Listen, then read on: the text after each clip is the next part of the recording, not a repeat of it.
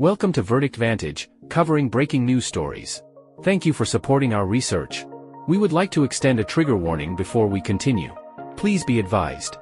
This video contains discussions about true crime, which may include topics such as violence, assault, and other distressing incidents. Viewer discretion is advised.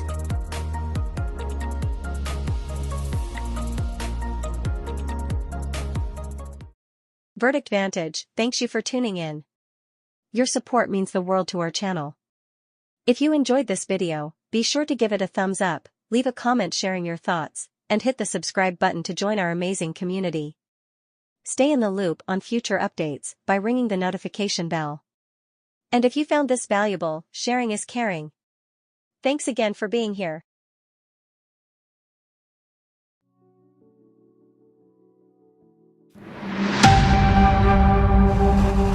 This morning, we are turning the spotlight on the murder of Sade Robinson and how her alleged killer reportedly planned her death weeks in advance. Sade Robinson was last seen alive on a dinner date in Milwaukee with Maxwell Anderson, their first date, seen here in surveillance images from WITI TV. Cell phone records show that they ended up at Anderson's house, and then she was never heard from again. The next day, someone found a severed leg in a nearby park belonging to Robinson. Anderson is now accused of killing, dismembering, and leaving Sade's body parts all over Milwaukee. WISN television reports that a friend of Anderson's is now a confidential informant in the case. He told police that Anderson showed him a room in his basement where he planned to kill Sade. The search warrant indicated a plastic tarp covered a sanitation sink, and 3 saws were found in the room. The informant told police that Anderson planned on shooting Robinson and then dismembering her body in the room before disposing of her body throughout the city. Now, the defense has denied that these claims have any relevance and that this informant has any information. Let's bring in to discuss attorney and law professor Dante Mills and forensic death investigator, professor and host of the Body Bags podcast, Joseph Scott Morgan, is with us. Thank you both for sticking around with us. Joseph, I'm going to start with you. We've got this search warrant that is showing things that were recovered inside of the home. A P-trap from the sanitary tub in the basement, a pipe in the laundry area, swabs of stain and cushions on a leather couch with different debris. I mean, they've got a lot of stuff from inside of the house. How is this, in your opinion, going to be connected and put in front of a jury to indicate that this was, in fact, something that was planned out and that it connects to Sade Robinson? I don't want to step on my colleagues' toes here relative to and get too far off into the law relative to this, but I have to say that if anything smacks of premeditation, this does. This individual is purposed, and we do know this relative to dismemberment cases. You need privacy for this, and what many people don't understand is that when you have cases of dismemberment, it is arguably one of the most messy affairs that an individual perpetrator can engage in because of all of the physical evidence that's left behind. It requires a lot of preparation. You have to have knowledge, and then all those things that you don't account for, particularly at even a molecular level of the things that you're leaving behind. I don't want to be too grotesque, but when you think about, say, for instance, even elements of bone that are left behind as a result of sawing, undetected blood, for instance, and even skin tissue, hair, those sorts of things. And the fact that things would be lined with plastic goes to this idea that he was mindful of this. And I got to tell you, it really sends a chill up my spine, because it's hard for me to fathom that this would be his first time out of the gate relative to something like this. And maybe it's just something he's been planning for a while, and he started with this poor young lady. I have no idea, but this would have taken time and purpose.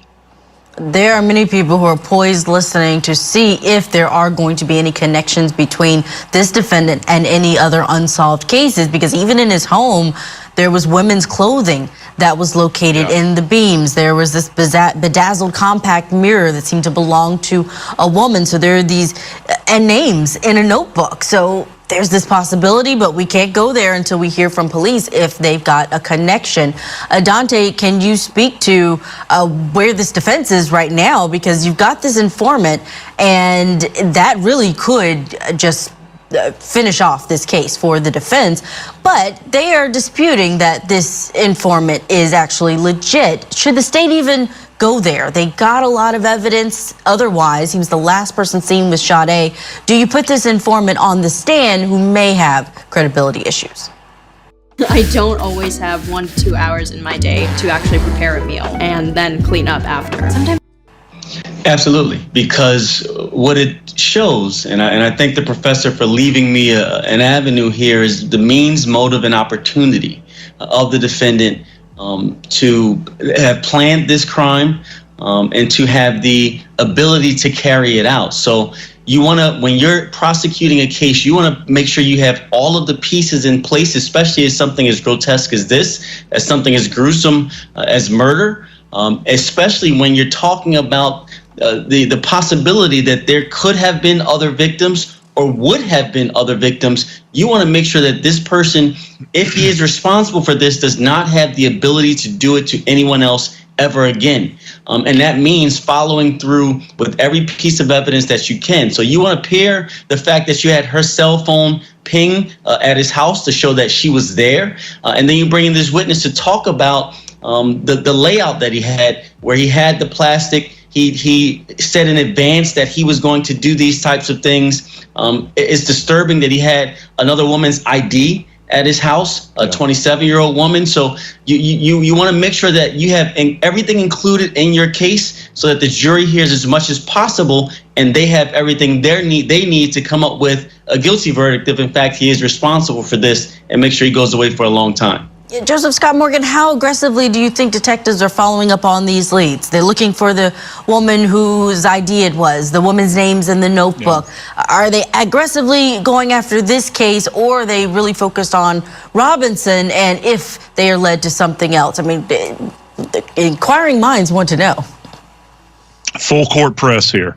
And I'm telling you, you have to overturn every stone in this area when you begin to think about forgotten individuals that are walking the streets, these sorts of things, and looking for any elements that any kind of foreign DNA that's going to be inside of that basement. And I have to remind folks that there are any number of serial perpetrators that are out there over the years that have kept mementos. I think most famously is probably BTK. Many people remember him, and he actually had a hiding place where he would keep elements, and they have, and I'm not a forensic psychologist, don't want to be one, but they go back and they fantasize about these things and they try to relive it. It's something they can hold on to, long after a body is gone. So these little elements, you talk about things like compact mirrors and all these sorts of things, and even intimate items, with underwear and things like this. And I have no insight into what they may have found. However, I think that it would be prudent for them to tear this house down or go through it with a fine-tooth comb, looking for any kind of foreign DNA that does not tie back to that residence specifically. And they need to pursue every potential lead, because I don't know how many open cold cases they have up there involving females that might fit her demographic and her specifics as far as age and appearance. But I think that they're probably pressing forward with this. Let me follow up with you, Joseph, because this home was sold. It no longer belongs to Maxwell Anderson. Another family, ideally, is living inside of it. And the prosecutors and police have said, look, we've gathered all of the evidence we need to. We can go back when we want to. But you're talking about a full-on, deep, detailed, it seems like, a search of this house. You mentioned the words tear down to get to this information. Do you think that that's possible to do when you have another fully functioning family inside of that home that's not going to really be happy about the crime scene being torn apart like that? Yeah, well, I don't know. I would. It's interesting that this house was sold to somebody and they might not have had knowledge of this. I'm kind of interested in that aspect as well. But yeah, I mean, if the family's cooperating with the police, you talked about, or it has been mentioned, things being found in rafters, these sorts of things. It sounds as though they're going through every inch of this house. But that door has to be left open, and also any kind of further excavation that might need to take place in the surrounding yards as well. And let's keep in mind, he had various dump sites that he was going to. Famously, we covered this on my podcast. Famously, we had, I hate to talk about this so badly, so horrible, but limbs, appearing out in the lake and this sort of thing that had been placed out there and had washed back ashore perhaps. Nothing is off the table here. Absolutely. A gut-wrenching case, such a difficult one for the family of Sade Robinson, this community. Joseph Scott Morgan, thank you so much for your insight. Dante Mells as well. Joseph is sticking around. Dante, have a good rest of the day. Thank you for joining us.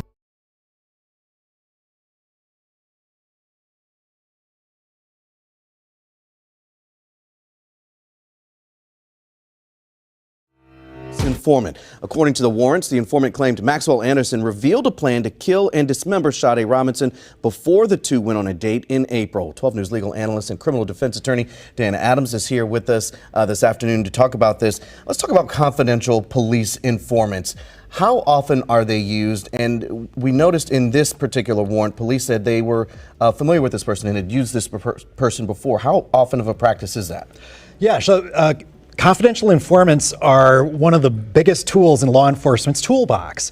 Again, you're having somebody who knows something because they're in the streets, they're talking with people, and for their own reasons, often to work off their own case or sometimes even for money, they'll come forward and provide that information. Other times they're just trying to be good citizens, of course.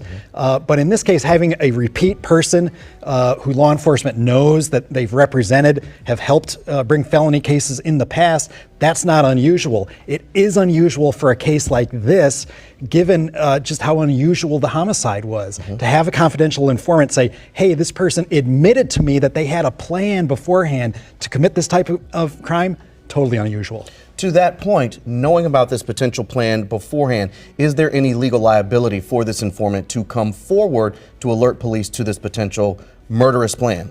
Well, one, you have to assume that it's true, right? There's a few items in the warrant resuscitating the person's discussion to the police officer, which give me a little pause as to the veracity of what this person was saying. But if this person knew that there was a plan to commit murder and did not alert law enforcement for it, yes, certainly there's some culpability for them as well. And the use of this confidential informant getting criticism from two attorneys for Sade Robinson's family as well as attorney for Maxwell Anderson, particularly criticizing the fact that this person has anonymity. Do defense teams have a legal right to learn the identities of police informants? Not up front. There's some barriers to get through, but it's not uncommon for the prosecution to hold back the identity of an informant. In fact, there's a lot of public policy reasons why you would not want to expose who that person is. Now, if the prosecution wants to bring that person into court, obviously we're going to learn who that person was. Now, what's really interesting about this case is the police were in that house 2 times already, and the informant 2 weeks later said, hey, you have to look in the basement, and they used his statement to go back in a 3rd time.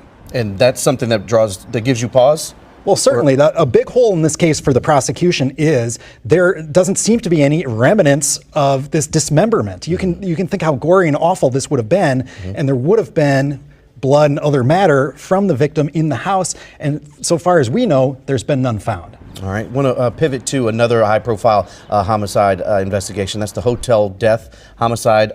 We had 4 suspects charged. None of them were in custody originally. Kind of walk us through how it works to get those people into custody and in front of a judge. Do they work things out with their lawyers and prosecutors? So a warrant is a warrant. So if you have an open warrant for you, law enforcement can, if they know where you are, they can come and pick you up.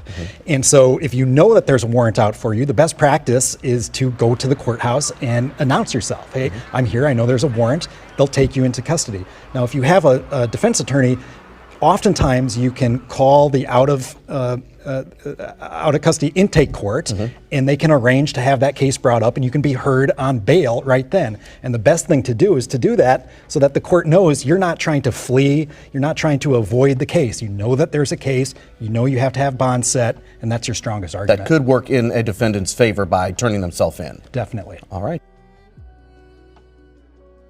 If you are interested in our future coverage of this story, be sure to subscribe and ring the notification bell before you go. Verdict Vantage thanks you for supporting our continued news coverage and research. Thank you for tuning in. Stay tuned for more breaking stories, and remember, email verdictvantage@gmail.com.